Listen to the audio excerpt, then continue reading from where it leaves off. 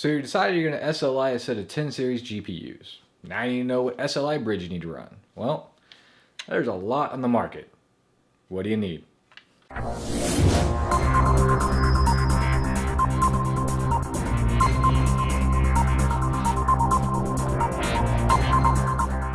Now, I came into this test with a bias.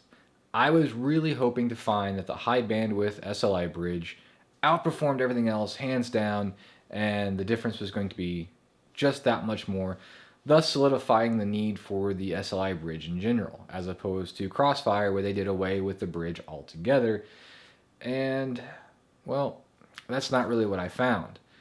You see, we did tests. We went through about 10 different games. I ran through Valley, Heaven, all the Fire Strikes, Time Spy. I did them all at 1080p. We did them. We did tests at 2K, 1440. We did it at 4K. Honestly, the difference was so minuscule that I couldn't justifiably even make a full video over it, which is surprising. I really thought that we were going to find one way or the other, whether it's running two of these guys was going to improve performance over running one, or that you're going to need this Pro Bridge minimum to run 1440p, or that you could have to have this high bandwidth in order to run 4K and higher resolutions at maximum FPS.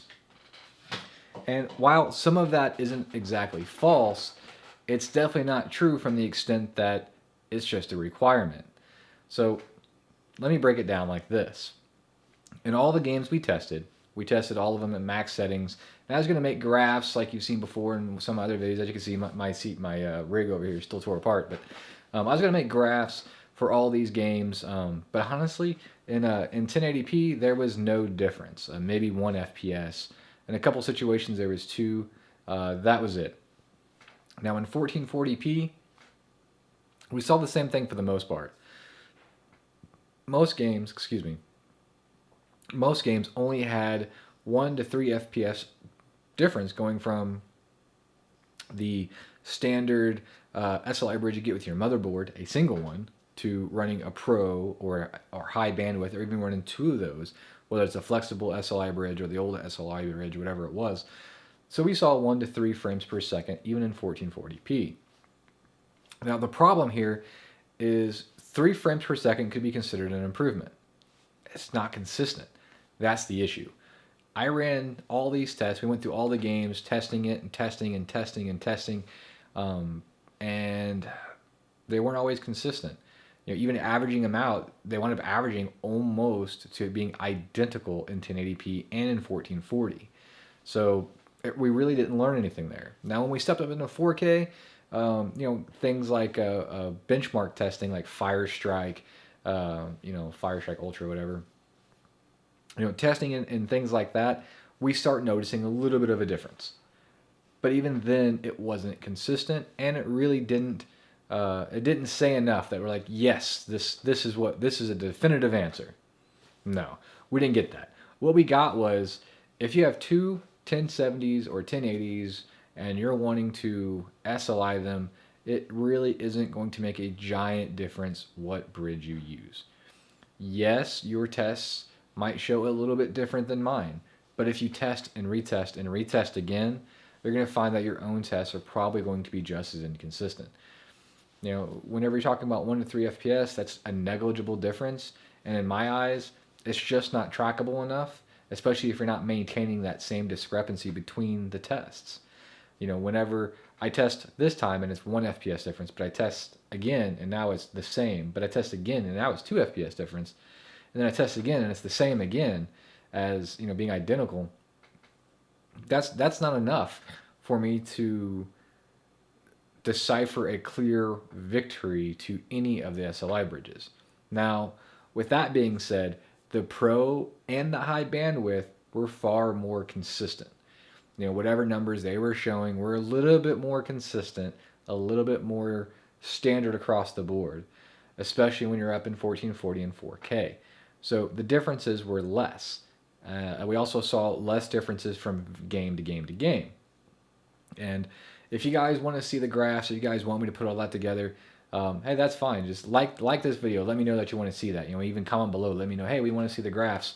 I'll put them together and I'll get them for you. But unfortunately, from where I'm sitting right now, I don't see that it's going to help anybody.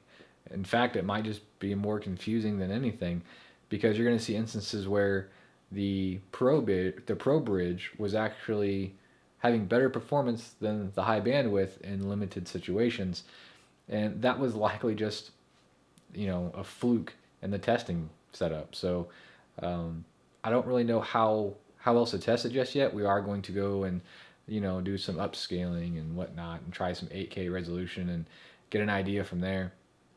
Now, when we stepped over to ultra wide, we did start seeing a little bit more difference, but again, not much.